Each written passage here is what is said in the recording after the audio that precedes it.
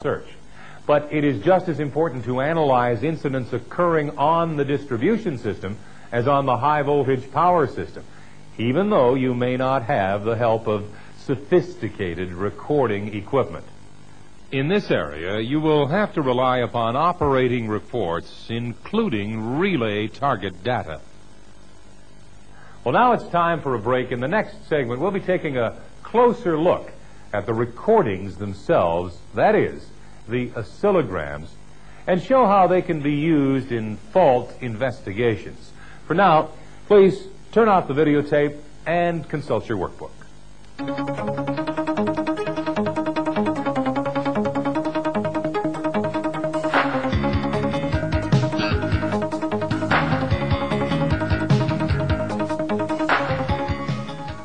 The oscillogram is probably the single most important tool for analyzing faults on the power system. Just what can we tell from this collection of wiggles on a piece of paper or on a computer screen? Well, very quickly, we can deduce what type of fault occurred. Phase to ground, phase to phase, and so on. What phases were involved, and whether or not the breakers and relays operated correctly. Now, just how much system data do we need in order to make a proper diagnosis of system faults and other disturbances? First, you should recognize that we cannot monitor every voltage and current in a particular installation. Many older recorders are limited to 32 channels of information. New digital machines allow 64 channels or even more. Either way, the precise data to be monitored must be carefully selected to get the maximum amount of information after a fault has occurred. At this transmission substation, for example, some of the more important quantities to monitor are bus voltage between each phase and neutral, line current in at least one phase, line residual current, transformer neutral current, and received carrier signals for each line. Let's look at each of these quantities and see why they are important in analyzing faults.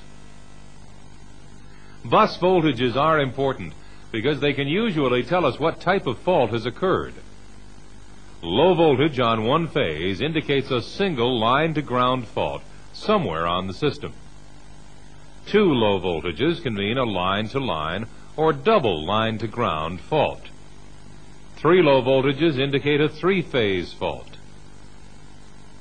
We can sometimes save on channels by routing three voltages, A phase, B phase, and C phase, all to one channel.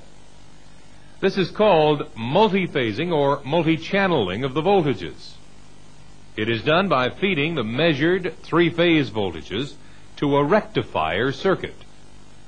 The output voltage of the rectifier consists of just the peaks of the voltages in each phase, and this is what is printed on the oscillogram.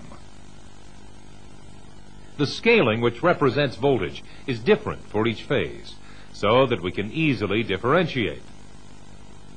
In this trace, the A phase appears to have the highest peak, followed by B, then C.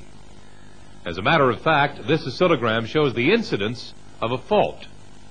Look here, the B voltage has decreased, while A and C remain normal.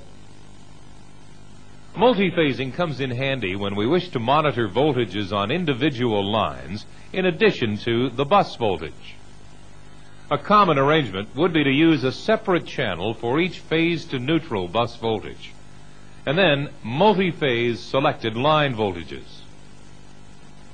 It's also important to look at phase current in each transmission line. The current traces can then be compared with voltage traces to confirm which phase or phases were faulted. A sharp rise in current and drop in voltage on A phase, for example, is a pretty sure sign of an A phase fault. Often there are not enough channels to monitor each phase current of every important line. So, quite often, only one phase of each line is monitored, with the phases alternating from one line to another. However, every major transmission line should have its residual current monitored. where CTs are Y-connected like this, we can conveniently measure residual current or 3I0 current in the neutral return circuit.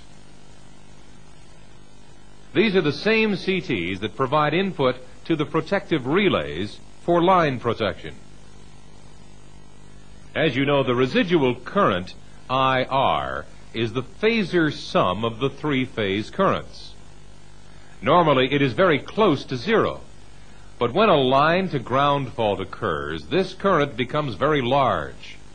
You will often see the residual current expressed as 3I0. Remember, the magnitude of current for a single line-to-ground fault is just 3 times its zero sequence component. Another very sure way of detecting ground faults is to monitor the current in the grounded neutral of a Y-connected transformer winding. Again, this current is quite small under normal, balanced conditions, but rises significantly when a ground fault occurs. Another important quantity to measure is the carrier signal, which may either block or initiate tripping. Typically, just the received signal is monitored for each line. This signal may be generated locally or at the far end of the line. With this information, we can often spot the cause of relay and breaker misoperations during faults. Here's an example of how we can use oscillograms to quickly diagnose a fault condition. This substation has 2 lines connected to a common bus, and various voltage and current transformers are installed. Line 1 becomes faulted, and this starts the oscillograph recording the following traces: bus voltages in each phase, line current in each phase of line 1, the station neutral current, and received carrier signals on both line 1 and line 2. What can we immediately tell from these plots? Number 1, the fault was a single line-to-ground fault on the A phase of line 1. We know this from the depressed A phase voltage at the substation bus. The other bus voltages are normal. Also, the A phase line current undergoes a sharp rise, while the other phase currents are unaffected. Finally, the station neutral current also increases from almost nothing to a large value. This indicates a line-to-ground fault. Number 2, the fault cleared in about 4 cycles. After 4 cycles, the A phase bus voltage is back to normal, and all 3 line currents plus the neutral current go to 0. This tells us that the line has tripped out of service at both ends. Number 3, the line reclosed successfully after 20 cycles of dead time. This is obvious from the resumption of load current.